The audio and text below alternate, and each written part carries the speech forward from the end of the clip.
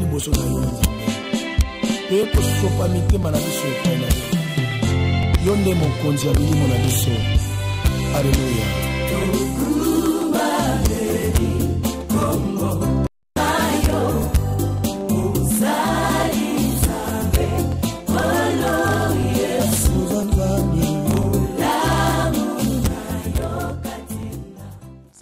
Na kombo ya motu ya ko na biso Yesu Kristo. Tobonde libongo amen. Veuillez vous asseoir. Bokoki na kofanda.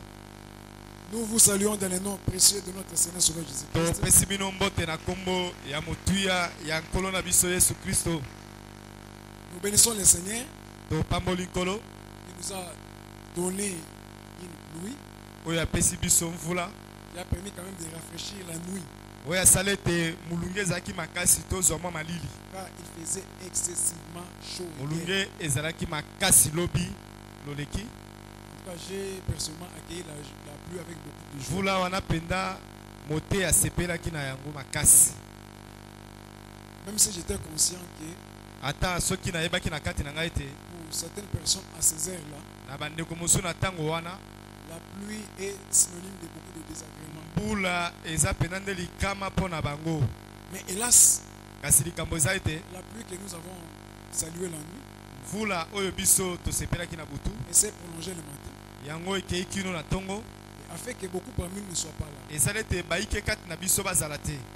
Toi qui es venu, yo oyo oyei que le Seigneur te bénisse. tika ete nkolo apambola yo. Que le Seigneur se souvienne aussi de nos bien-aimés nkolo akanisa mpe balingami na biso qui ont été littéralement dérangés par la pluie oyo pena manoko etungisi bango et qui de ce fait n'ont pas pu être de notre ce matin. oyo esala ete baya te na bisiko. Nous venons de passer pratiquement une semaine enseignée touti kolekisa poso mobimba na bisiko oyo sur un séminaire na likindo moko qui avait pour thème oyo moto alikambo ezalaki veillez et priez afin que vous ne tombez pas dans la tentation. bobondela mpe bosenzela na ntina ete bokweya te na kati ya masenginya. C'était ça le sujet, le thème du séminaire. yango mpenza ezalaki moto ya likambo ya likindo tozalaki nango. Des hommes de Dieu sont passés ici. bato na nzambe balekaki na bisika oyo Chacun selon la grâce que le Seigneur lui avait donnée moko na moko kolandisa ngolo nzambe asalelaki ye pour développer mpona kolobela na bolai ce que le Saint-Esprit lui avait mis à cœur oyo molimo mosantu atiaki na mitema en rapport avec ce thème. kolandisaka moto na likambo monene oyo tozalaki nango. Quelle était la problématique? likambo mpenza to limotuna ya monene oyo tozalaki na kati ya moto ya likambo tozalaki nango eza nini En organisant le séminaire avec ce thème-là. ya kobongisaka likindo wana mpe kopesa moto na likambo wana. La problématique était la suivante. likambo ezalaki ete Nous prions beaucoup, tobondelaka mingi mais nous ne voyons pas toujours les résultats attendus. kasi biyano to bambano ya mabondeli na biso tomonaka yango te. Mais en y regardant de près, na kotalaka mpenza les péchés masumu viennent en tête de liste yango eye mpenza na likolo ya makambo nyonso des obstacles à l'exaucement en nos prières. ya bibaka ya koyanolamaka na mabondeli na biso. Il fallait résoudre les problèmes du péché. esengelaki kozwa nano eyano na likambo etali lisumu. Et lorsqu'on pense à la problématique du péché, ntango totali likambo etali lisumu on voit la tentation comme soubassement. tozomona masenginya lokola moboko bisika pena lisumu efandaka. Voilà pourquoi il était question au travers de ce séminaire tala ntina likambo ezalaki na kati ya likindo oyo d'expliquer aux enfants de Dieu ya kondimolaka na bana na nzambe comment triompher de la tentation. ndenge nini moto akoki kolonga na masenginya Pour qu'après avoir triomphé de la tentation, mpona nsima na kolonga na masenginya nous puissions pleinement jouir mpe oyeba mpenza kosepela du pouvoir spirituel que le Seigneur a mis à notre disposition na mobimba nango na mpifo ya molimo nzambe atie liboso na biso et bénéficier de l'exaucement de nos prières. mpe koyeba kozwa litomba ya losambo na biso. Ainsi donc, na bongo au travers de cette intervention, na nzela na mateya oyo toyokaki au travers de l'intervention présente, ndeya na liteya tolingi koyoka to tozoyoka qui s'est fait la synthèse des enseignements entendus en ce lieu, yango ekozala mpena bolobeli na bokuse ya malakisi nyonso oyo toyokaki na poso mobimba. nous voulons aborder les points suivants. tokolobela matono oyo 1. litono ya yambo Qu'est-ce que la tentation? masenginya eza nini. 2.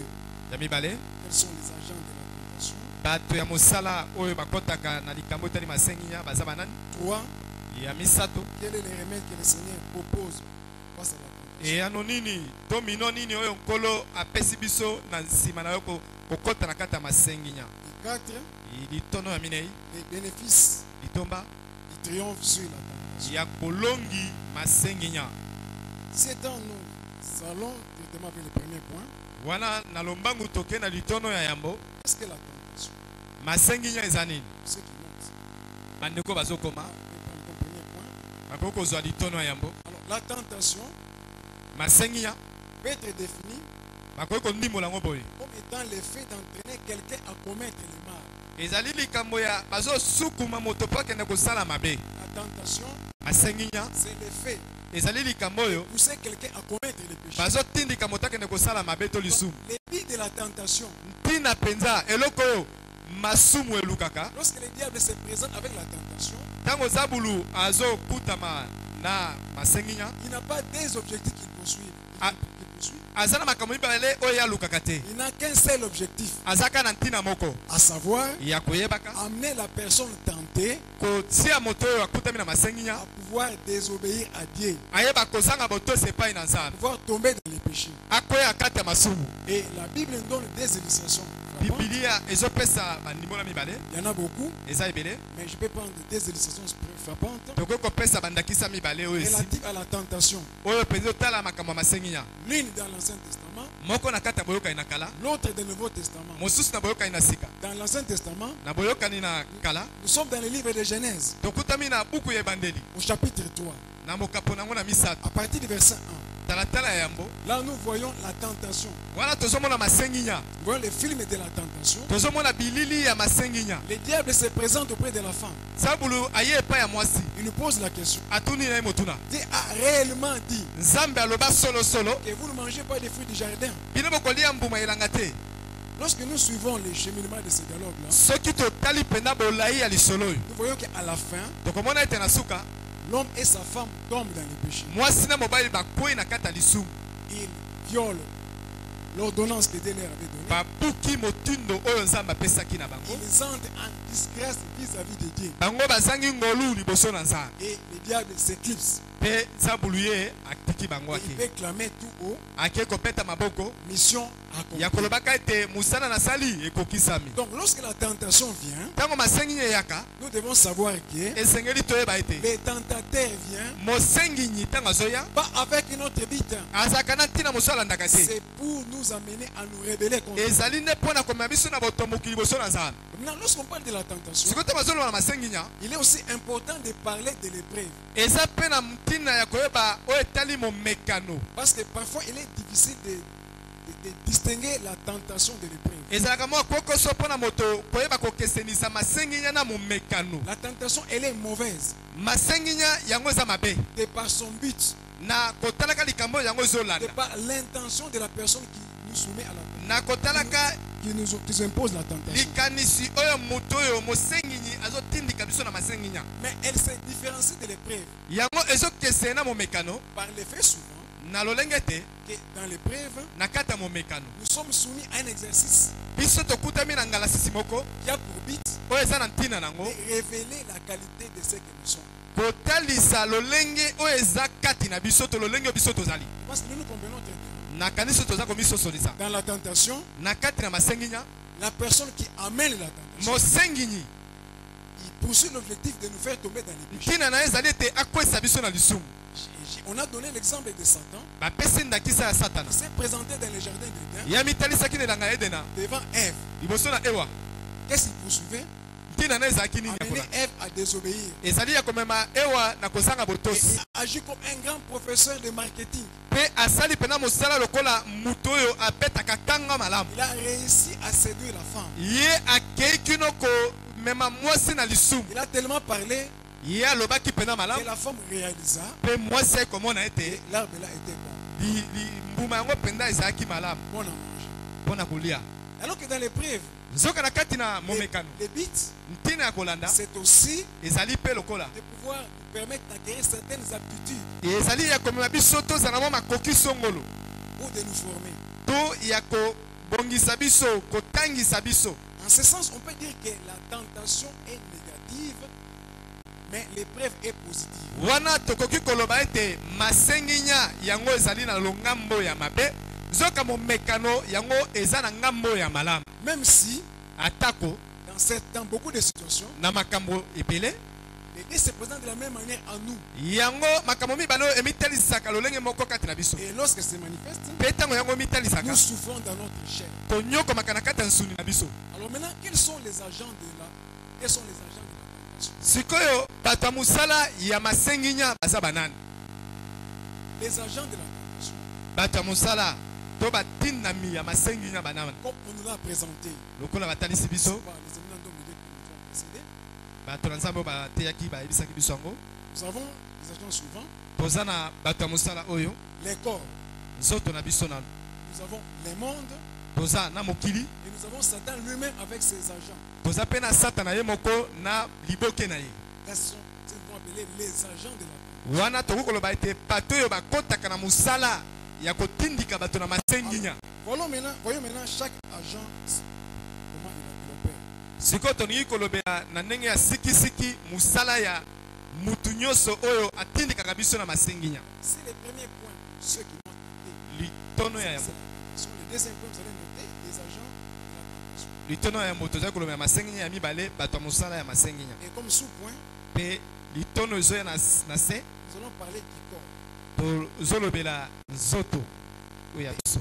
Le diable a certes la capacité nzambulu aza na makoki de nous soumettre à la tentation, ya komema biso na masenginya, mais il trouve dans l'homme kasi akutaka kati na moto un complice. moto oyo azosangana na ye. Quel est ce complice? Ça, c'est notre chair. moto azosangana na ye na makambo wana eza nani? Nzoto na biso. Pourquoi? mpo na nini? Parce que notre chair po ete nzoto na biso a aussi une inclination naturelle au mal. azalaka mpenza na litoi ya tia na ngambo ya mabe. Notre chair nzoto na biso est dirigée vers le mal. yango ekambamaka mingi ngambo ya mabe. Notre chair nzoto na biso a des prédispositions déjà à commettre ye faire le mal. alengelama abongisama mpo na kosalaka mabe. La chair aime les plaisirs. nzoto tosuni na biso yango elingaka bisengo bamposa. La chair aime la gloire. nsuni na biso nzoto na biso elingaka nkembo lokumu. La chair déteste la souffrance. nzoto na biso elingaka minyoko te. La chair aime se satisfaire d'abord nsuni na biso yango elingaka emisepelisa nano ye moko avant na yambo et mieux que les autres.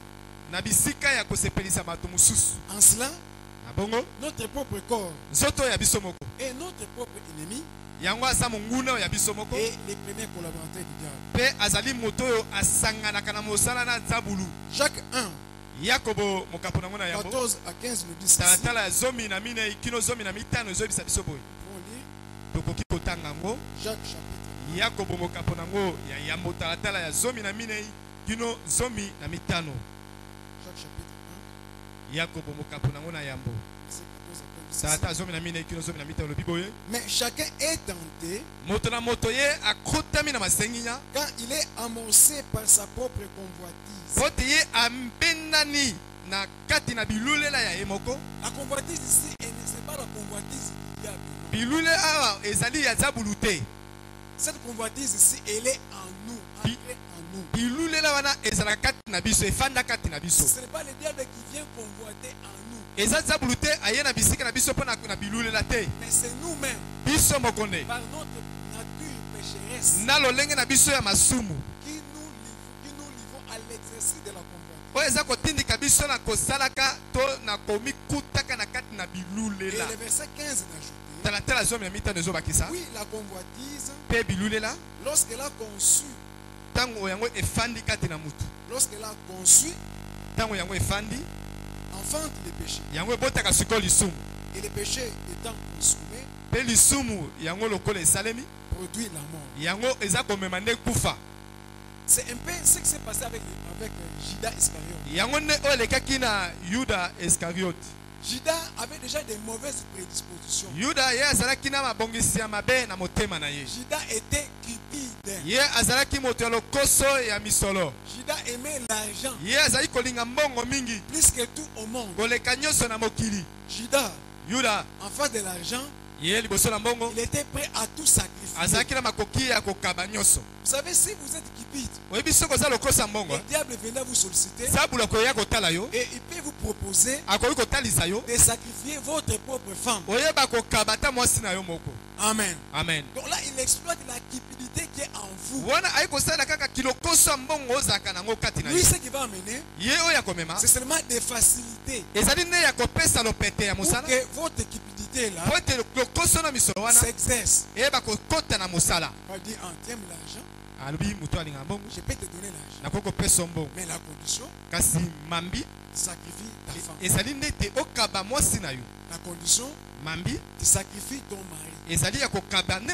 La condition, tu sacrifies ton enfant. La condition, tu sacrifies ce que tu as de meilleur. La condition, tu sacrifies une partie de ta longévité. Donc lui, il te donne seulement les moyens d'expression de ce qui est déjà en toi. Amen. Amen. Donc la Bible dit que le mal habite en moi. Il y a des gens qui disent que, je crois l'avoir déjà souligné ici, que l'homme naît bon. C'est un philosophe qui l'avait affirmé. Et que c'est la société qui les corrompt. Mais ce n'est pas vrai. Cette affirmation est aux antipodes de la parole de Dieu. L'homme est foncièrement mauvais. Alors lorsque vous prenez des mauvais, vous les mettez ensemble. L'association des mauvais, telle une association de malfaiteurs, va produire des malfaiteurs. Amen. Amen. Ce n'est pas qu'il y a des gens qui sont bons et puis non. Regardez votre enfant. Votre enfant qui vous éduque très bien. Même si vous n'êtes qu'adé, vous serez surpris de découvrir en lui des comportements d'égoïsme, les injures ou certaines mauvaises attitudes que vous ne l'avez pas apprises. Amen. Cela dénote la nature mauvaise de l'homme. Alors le diable exploite cela dans le mécanisme de la tentation. Alors, en cela, notre corps devient comme un complice du diable. Un levier que le diable actionne pour réaliser son entreprise. Alors, le deuxième agent de la tentation, comme on l'a montré la fois passée, comme on nous l'a montré, c'est le monde. Alors, le monde ici est vu non pas sous l'angle cosmique,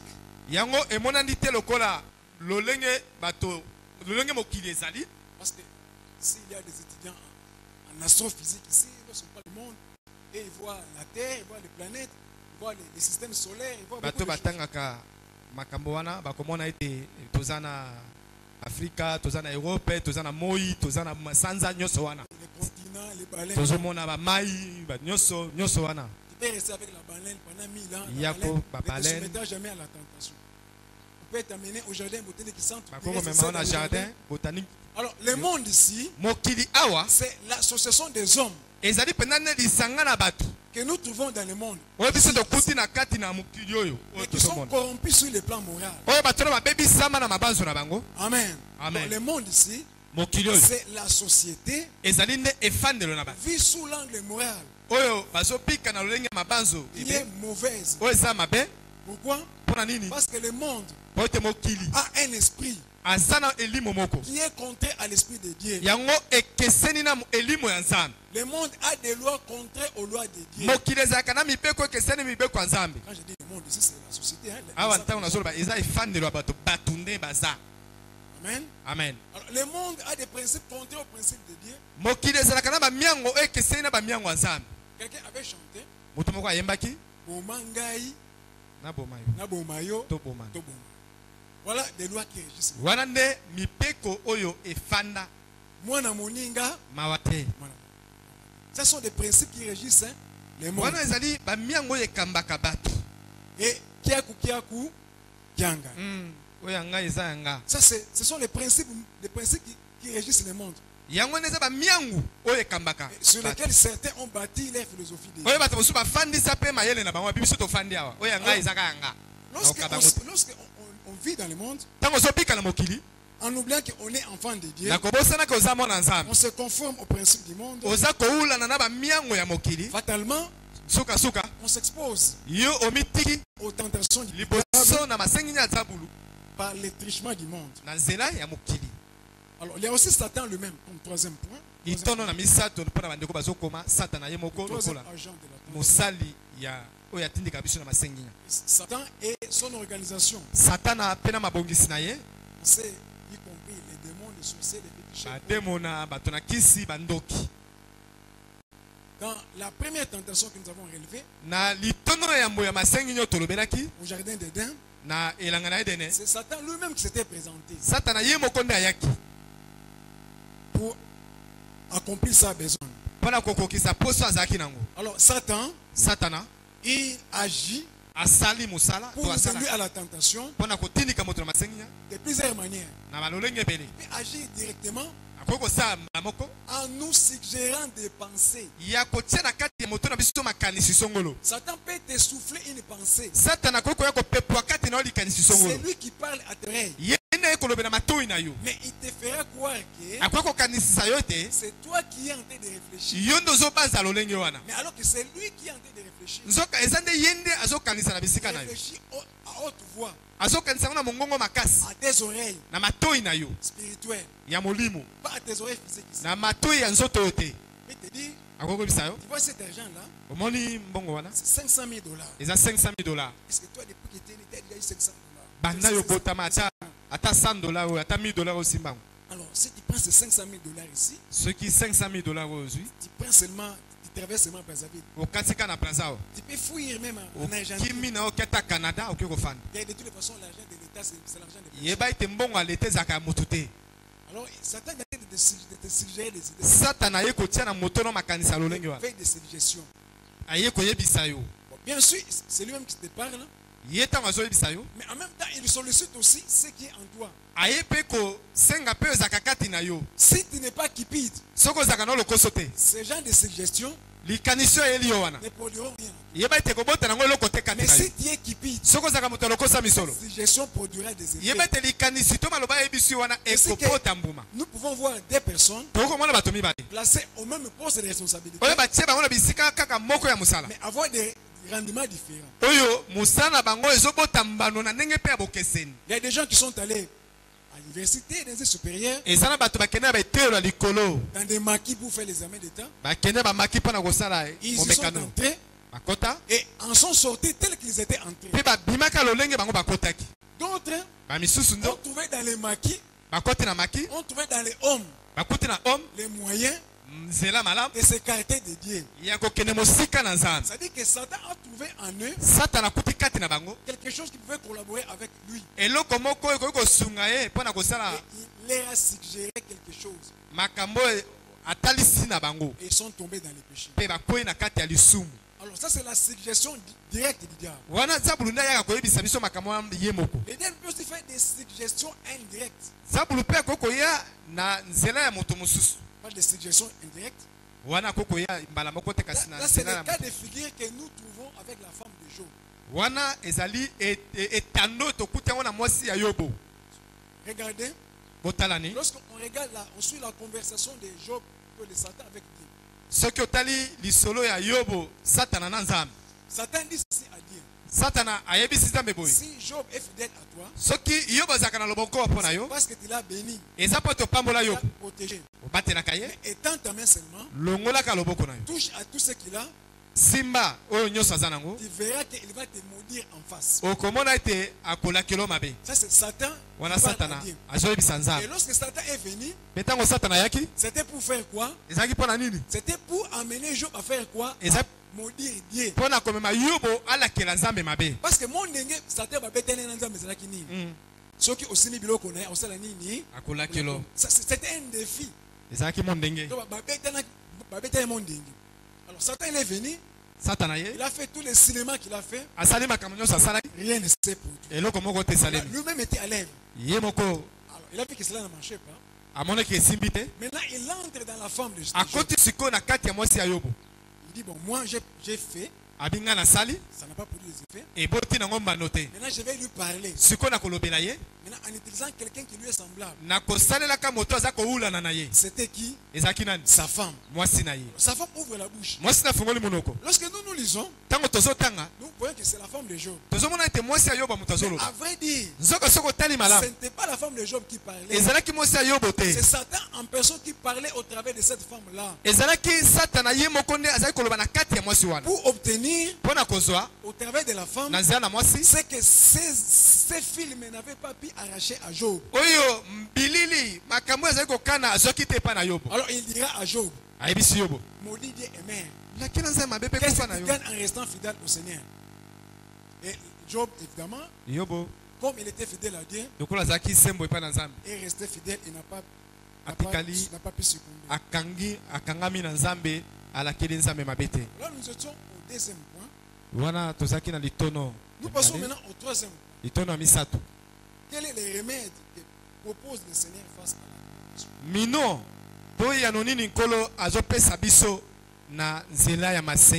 Quel est le remède que le Seigneur propose face à la tentation?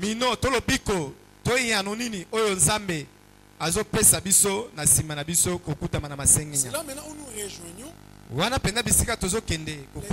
le thème de notre séminaire. Matthieu chapitre 26, verset 41. Et je vous invite à lire avec moi. Le Seigneur, nous lisons nous Seigneur Jésus-Christ. Veillez et priez afin que vous ne tombiez pas dans la tentation.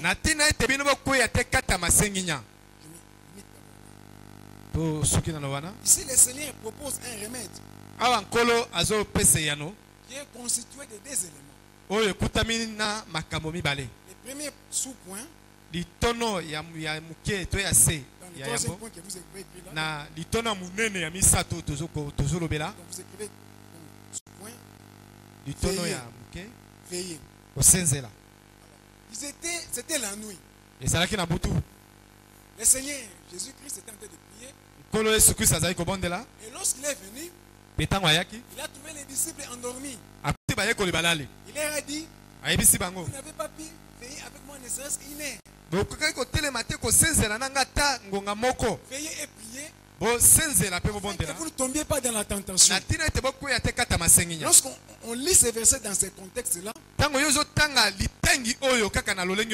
peut vite succomber à la tentation de croire. Ça, c'est une tentation au sens figuré. On peut céder au risque de croire que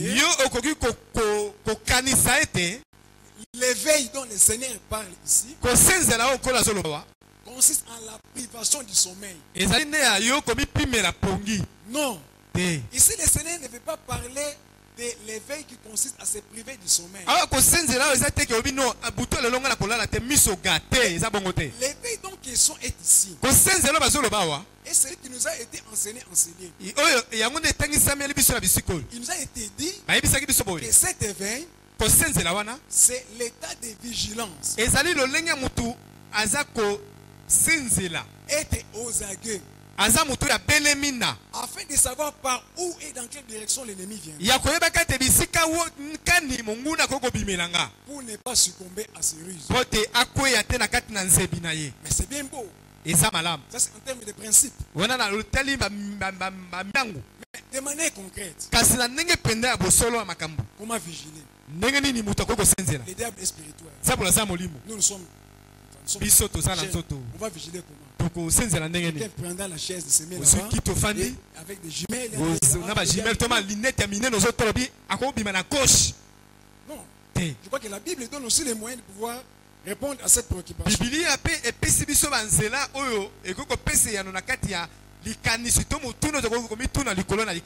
L'état d'éveil doit correspondre aussi yango esengeli pe eulana aux agents impliqués dans les mécanismes de la tentation. na kati na bato oyo bamikutami na kati na likambo oyo ya masenginya. Alors par rapport au corps, kolandisa nzoto, par rapport au corps, kolandisa nzoto, qu'est-ce que signifie veiller? kolandisa nzoto kosenzela eza nini? Alors par rapport au corps kolandisa nzoto et aux tentations qui viennent masenginyo yaka dans cette direction, na ngambo ya nzoto veiller, kosenzela c'est chercher d'abord ezali koluka nanu à être rempli du Saint-Esprit ya mutu yo kotondisama na molimo mosantu pour être conduit par lui mpona kokambama na ye et ne pas satisfaire les désirs de la chair. mpe kokokisa te baposa ya nzoto. Vous savez que Galates chapitre 5 verset 17 nous dit ceci. oyebi bagalatia mokapo nango na mitano tata zomi na sambo ebisi biso boye. Il dit que marchez selon l'esprit olobi botambola kokokana na molimo et vous n'accomplirez pas les désirs de la mpe chair. bokoyeba te kokokisa bamposa ya nzoto. C'est lorsqu'on est rempli du Saint-Esprit eza nde ntango moto atondisami na molimo qu'on peut alors avoir la possibilité de marcher selon l'esprit. wana na ntango wana moto akoki kozala makoki ya kotambola na molimo. Bien aimé, personne ne peut veiller de lui-même motu ye moko te molingami akoki kosenzela sans le Saint-Esprit. soki molimo mosantu Se te mettre à veiller ya telema banda kosenzela afin de ne pas tomber dans la na tentation ntina ete akwea te na masenginya sera un exercice ardu wana mpenza ezali ngalasi moko makasi et fatalement on tombera. sukasuka moto akokwea Parce que c'est la dimension dans laquelle se livre le combat là. po ete epimelo ya bitumba wana C'est une dimension ezali dans epimelo laquelle la chair ne peut pas résister. oyo nsuni ya moto okoki kotelema Il n'y te a que le Saint-Esprit en nous eza kaka molimo mosantu kati na biso qui peut nous donner la capacité akoki kopesa biso de makoki résister à la convoitise, ya biso kotelemela bilulela à l'égoïsme par exemple, ya kimopimi à la cupidité, lokoso ya misolo à l'avarice. na lokoso ya koluka nyonso ezalaka ya yo. La Bible dit que biblia ebi ete la chair nsuni a des désirs contraires à ceux de l'esprit. ezalaka na baposo ekeseni na molimo Ils sont opposés bango bakeseni afin que vous n'accomplissiez pas ce que vous voulez. na ntina ete oyeba te kokokisa oyo olingi. Alors vous comprenez que ou nous comprenons que okososola to biso tososola ete sans le Saint-Esprit, soki molimo mosantu il te est difficile de vaincre la chair. eza kokoso na moto kolonga nzoto. Et c'est que beaucoup prennent des décisions le matin e omona bato bazwi ekati na tongo et le soir okaka na pokwa se retrouvent amikuti pris au piège kaka na mutambu des péchés qu'ils avaient réalisés. lisumu oyo soki ekateli na tongo. Pourquoi? mpo na nini? Parce qu'ils voulaient faire cet effort-là eux-mêmes. ye moko alingaki amivimbisa On bapake peut ye faire moko que par l'entremise du Saint-Esprit. nzoka yango ekoki kosalema kaka na nzela nde ya molimo mosantu. Ça, c'est le premier moyen. wana ezali litono ya moto nzela ya Et yango. Romains chapitre 13, verset 14 nous dit ceci. baloma mokapo zomi na misato tata zomi na mino oyebisi biso boye Mais revêtez-vous du Seigneur Jésus-Christ bolata nkolo yesu kristo et n'ayez pas soin de la chair pour en satisfaire les convoitises.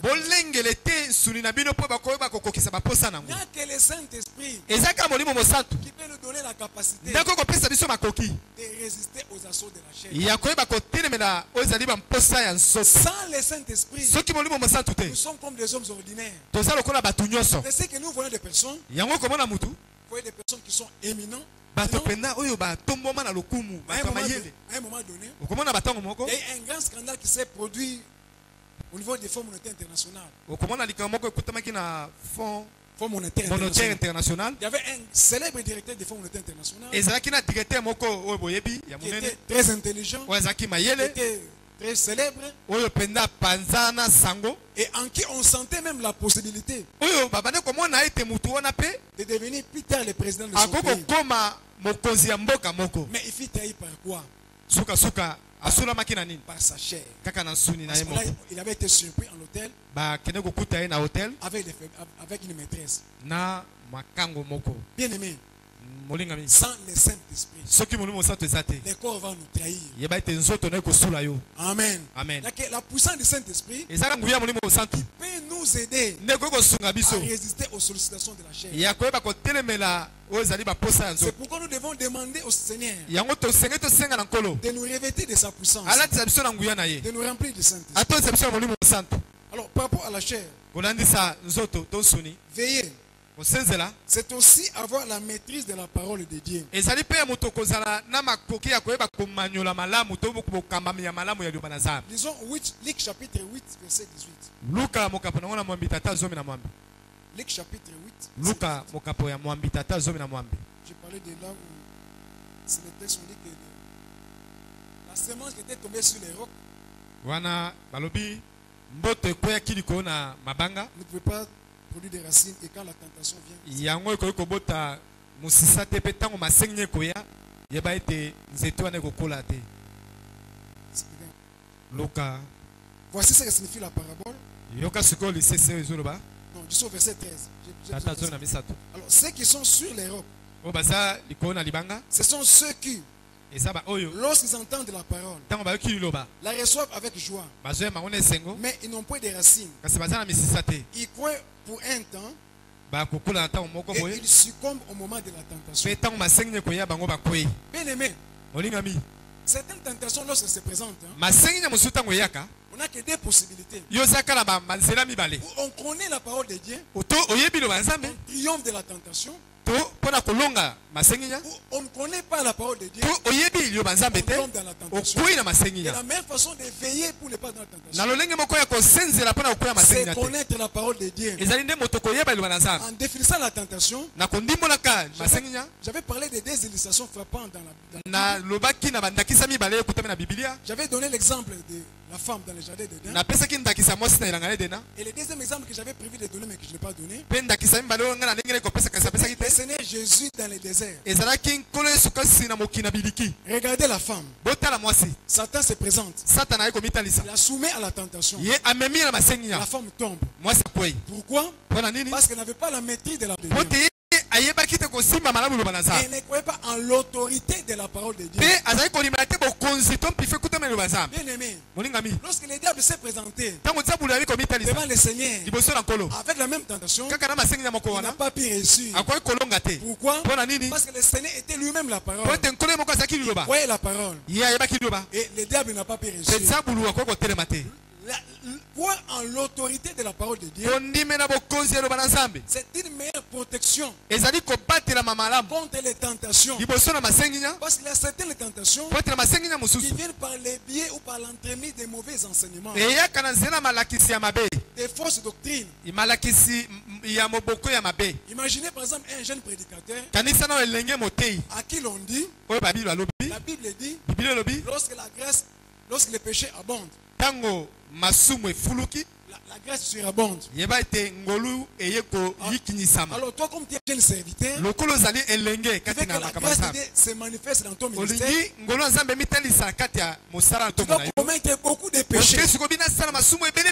Comme ça lorsque tu commets beaucoup de péchés, la grâce de Dieu en surabondant, tu auras un ministère puissant. Il y a des jeunes serviteurs à qui dans cette vie de Kinshasa,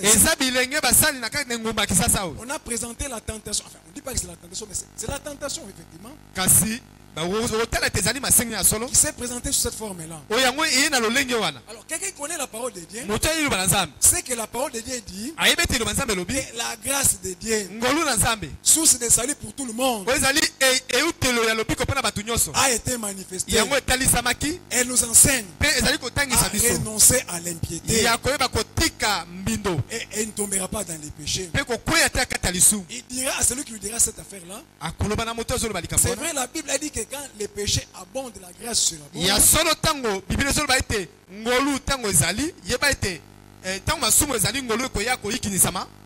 Mais les contextes dans lesquels cela avait été dit n'est pas celui dans lequel vous l'utilisez. La femme était tombée parce qu'elle croyait, elle ne connaissait pas la parole de Dieu. Elle n'en avait pas la maîtrise. Même si elle connaissait une partie de la parole de Dieu, en ce moment-là, son geste montre à suffisance. Et elle ne croyait pas en l'autorité de la parole de Dieu. Imaginez, Ève savait pertinemment bien que Dieu avait dit que le jour où vous mangerez ces fruits ici, vous mourrez. Ça au moins elle connaissait. Et elle a même répété cela au diable. Mais le diable lui dit ceci: non, Vous ne mourrez pas. Mais Dieu sait que le jour où vous en mangerez, vous deviendrez comme des dieux. En ce moment-là, qu'est-ce qui s'est passé? Il y a eu des enseignements. Il y a eu l'enseignement de Dieu que le diable connaissait, que la femme connaissait.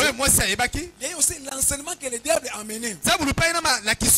Alors maintenant, c'est l'enseignement dans lequel la femme avait foi, qui devait produire des effets. Donc son comportement devait maintenant dépendre de quel enseignement elle croyait, quel enseignement en qui elle avait l'autorité.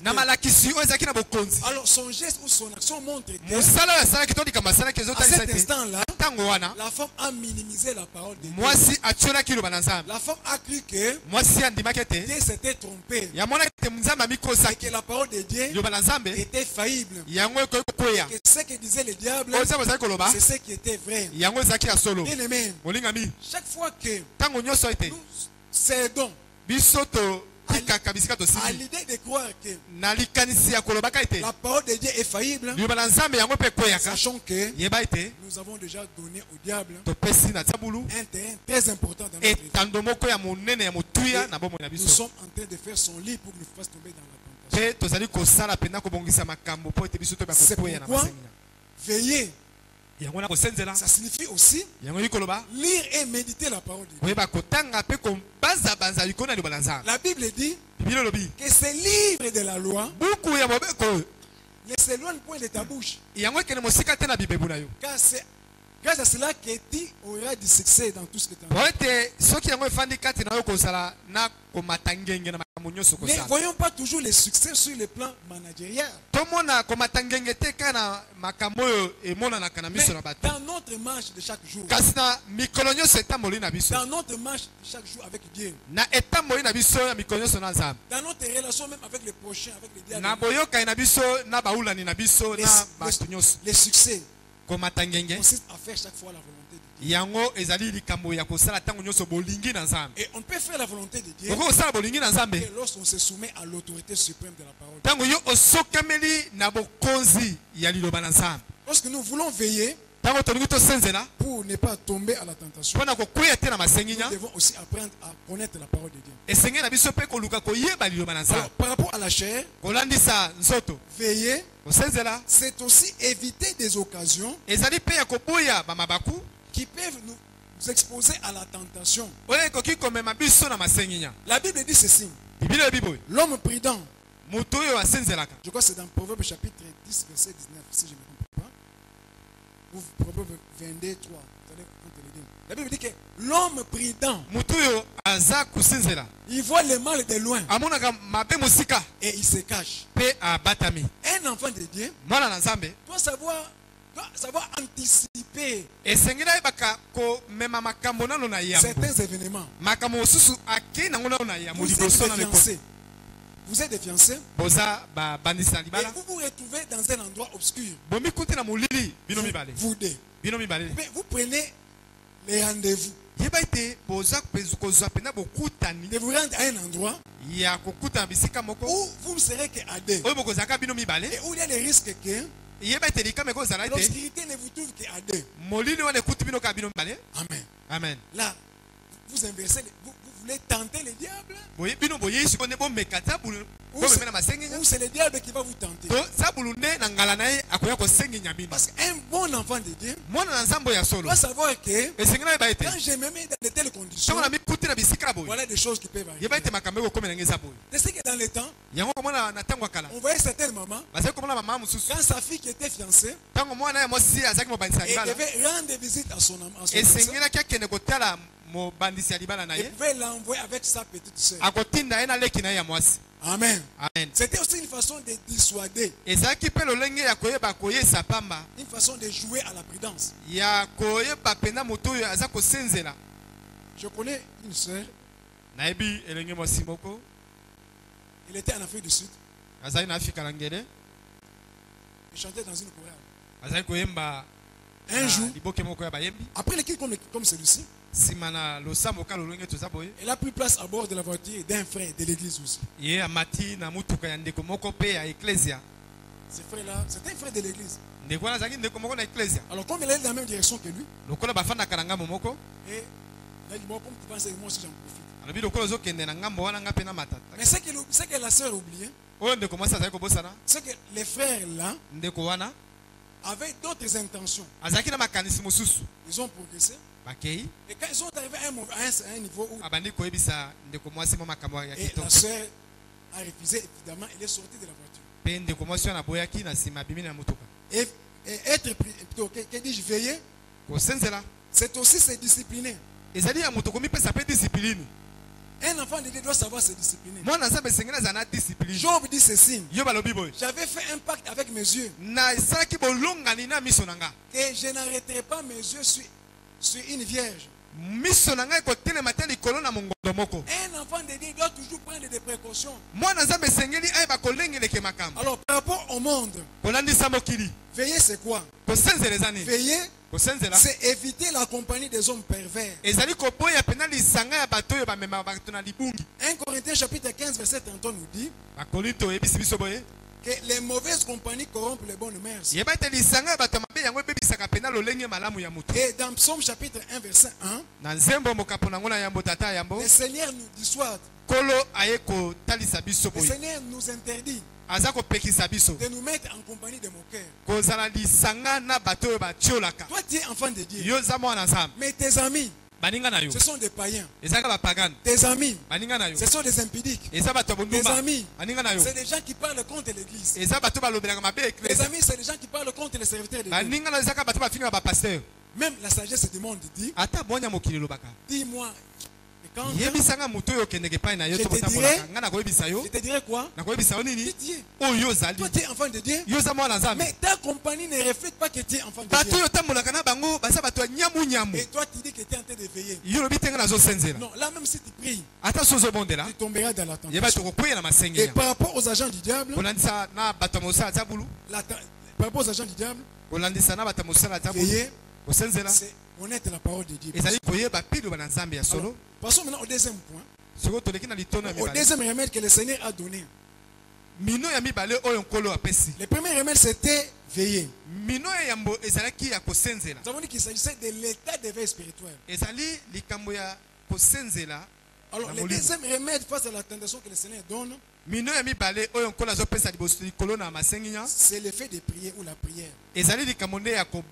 Alors la prière c'est le moyen par lequel nous venons auprès du Seigneur solliciter son aide pour qu'il ne nous laisse pas tomber quand survient la tentation. Bien aimé, la prière ne chasse pas la tentation. Nous devons nous comprendre très bien. Et là, je vais insister. Regardez le Seigneur Jésus. Avant de commencer son ministère, il observe un jeune de 40 jours et 40 nuits. Au sortir de son jeûne, il n'était même pas encore à la cité. Dans les théâtres même où s'était déroulé son jeûne, les théâtres du jeûne, les lieux du jeûne est devenu le théâtre de la tentation. Satan est venu. Il a commencé à le soumettre à la tentation. Si tu es fils de Dieu, ordonne que ces pierres deviennent. Bien aimé, la prière ne va pas éloigner la tentation. La prière ne va pas empêcher la tentation. Parce que même à Gethsemane, le Seigneur avait veillé toute la nuit. Mais cela n'a pas empêché au diable de venir. Mais la prière fait quoi? La prière nous donne l'énergie spirituelle de pouvoir résister lorsque la tentation. Amen. Amen. Le Seigneur avait veillé, avait prié. Alors lorsque Satan était venu, malgré qu'il récitait des versets bibliques, la prière lui avait déjà donné l'onction et le discernement pour comprendre que tout ce que le diable disait était hors contexte. La prière est un exercice qui nous ouvre l'intelligence spirituelle. La prière, c'est un exercice qui nous permet d'être en communion avec Dieu afin de recevoir continuellement ses directives. Et si possible, mais ce qui est salema de savoir ya koyeba comment éviter la tentation ndenge ni toko kima masenginya lorsqu'elle vient. tango yango koya Mais la tentation, la prière ne supprime pas nécessairement la tentation. Alors, dans la prière de notre Père, vous allez me dire, le Seigneur Jésus dit, ne nous induis pas la tentation. Nous devons faire cette prière-là aussi. Nous devons demander que le Seigneur donne la force. Lorsque la tentation arrive, que nous ne puissions pas succomber dans la tentation. Et le dernier point, c'est quel est le bénéfice obtenu, quel est le bénéfice attendu? Le triomphe de la tentation. Lorsque nous sommes dans Jacques chapitre 1 verset 12. Jacques chapitre 1 verset 12. La Bible nous dit ceci. Jacques chapitre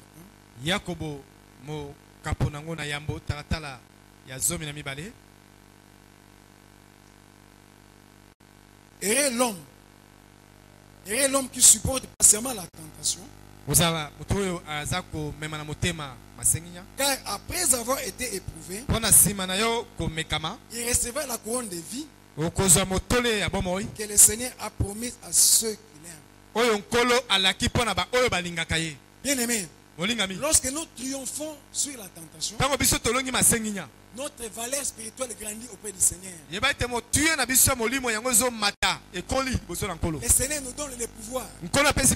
Au début, en expliquant la problématique du thème qui avait été donné,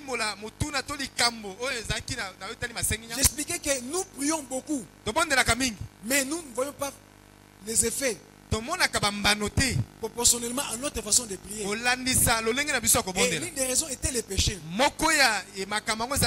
Lorsque nous sommes aguerris, que nous sommes suffisamment préparés pour triompher sur la tentation, alors le Seigneur donne la capacité de ne plus tomber dans le péché. Le péché ne devient plus quelque chose de chaque jour. Ça devient occasionnel. Et là, le Seigneur restaure notre autorité spirituelle.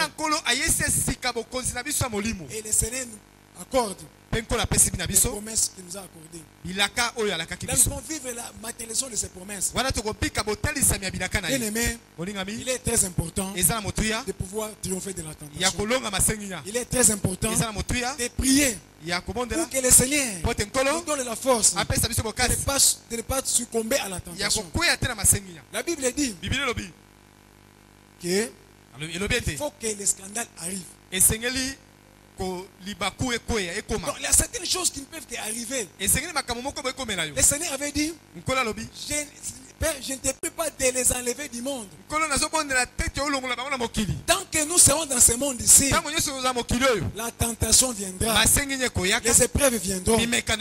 Amen. Amen. Mais au travers de ces événements, ce que nous devons demander au Seigneur, c'est la force de ne pas tomber, pour que lorsque ces choses arrivent, que nous ne puissions pas les déshonorer. Que nous ne puissions pas les déshonorer, mais qu'à chaque fois, nous puissions toujours sanctifier son nom, en faisant sa gloire, en lui donnant l'honneur comme Job lui avait donné. Bien aimé, lorsque Job avait triomphé des épreuves, Job avait été restauré. Bien aimé, il y a des bénédictions que le Seigneur a préparées sur toi. Il y a beaucoup de bénédictions que Dieu a préparées sur toi. C'est que le Seigneur attend de toi, c'est l'obéissance.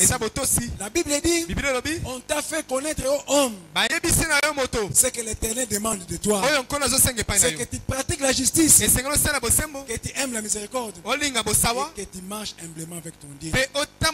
Lorsque nous marchons humblement avec notre Dieu, nous triomphons de la tentation, nous triomphons du péché, et la bénédiction de l'Éternel devient notre partage. Que le Seigneur nous bénisse. Beta maboko bien.